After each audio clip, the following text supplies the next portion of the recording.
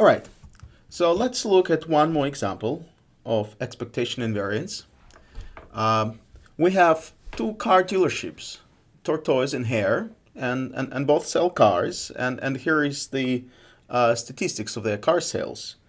Um, so, so Tortoise, he sells zero cars, 0% of the time. So he never saw low sales. It's always above zero, and sells one car in 50% of the cases, and sells two cars in another 50% of the cases, and never sells three cars.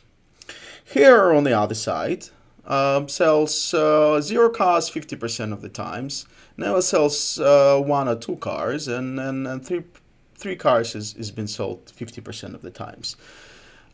So as you can see, kind of Tortoise is more reliable or more predictable, right? If you wish to use these terms, right? Because it's always one or two cars has been sold, and here is less predictable. It's like all or nothing type of scenario. So let's take this data. Let's take this observations for the two car dealerships and calculate the expectation and the variance. So expectation, and we're just gonna remember expectation is just the weighted average over the possible outcomes. So expectation for the Tortoise, right?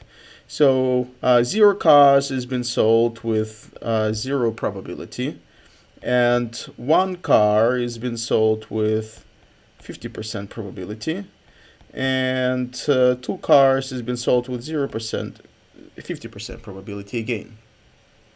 So we get 0.5 plus 1, so we have 1.5. So, which means that Tortoise on average sells 1.5 cars every month. So the same calculations for Hare will give us 0.5 times 0 plus 0 times 1 plus 0 times 2 plus 0.5 times 3. So we have 1.5. So they have exactly the same. Expected value of cars to be sold every month, which is 1.5. Okay. So okay, let's look at the variances now. Let's calculate the variance for the Tortoise. And again, it's just a weighted sum, and we weight deviations squared from the expectation, and the weights again are just probabilities, right? So we have 0 times 0 minus 1.5 squared plus 0.5, 1 minus 1.5 squared, and then we have 0.5 times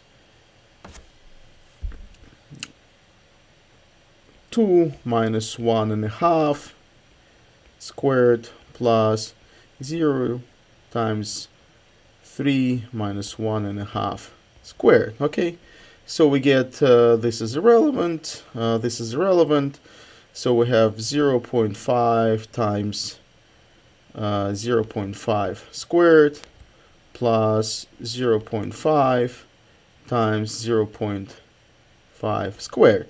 So, and if you add this up, you get 0.25, right? So this is 0.25, 0.25, half of that, plus you get 0.25. Now, if you do the same calculations for Hare, you get 2.25, okay? Okay, so a few observations here. Even though the expected value is the same, so on average they sell the same amount of cars, the variance for Tortoise is much lower than the variance for Hare. If you are trying to invest into a car dealership, what type of dealership you should invest into? Would you invest your money in a Tortoise or Hare? And the way we interpret this from investment perspective is that your return on the investment is going to be the same on average, regardless of which dealership you invest into. However, the variance, meaning the deviation from the average return from one month to another, is going to be much higher for the hare. So if you think of your income statement that comes every month from those two dealerships, and in tortoise it's going to be consistent, always one or two cars, but for hare it's going to be no cars and 50% of the times, and three cars. So it's high variance. So it's kind of it's kind of difficult to um, it's difficult to have an investment into something that has high variance. Much more comfortable to be invested into something of a low variance. All right, so this is the slide that just has this calculation which we performed on the previous one. And so what can we say? That tortoise and hare have the same expected value. They have the same average number of cars they sell every month. Tortoise is more predictable than hare. He has a smaller variance. And the standard deviation, which is, you remember, just the square root of the variance, is 0.5 for the tortoise and 1.5 for hare. So given that, again, they produce the same amount of sales on average every month, we would always pick the dealership that has a lower variance.